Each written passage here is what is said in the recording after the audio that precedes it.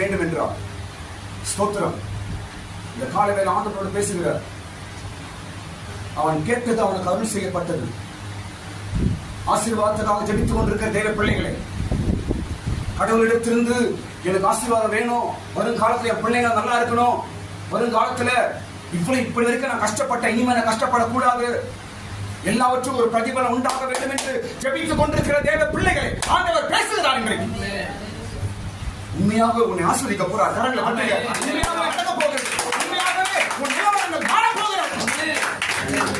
நான் ஆசீர்வதிப்பேன் என்று சொல்லியிருக்கிறார். யாபேசை ஆசீர்வதித்தவர் இது உன்னோடு கூட பேசுகிறார்.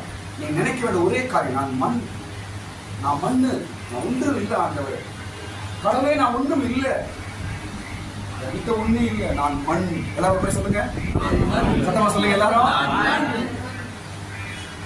நம்ம ஜெபம்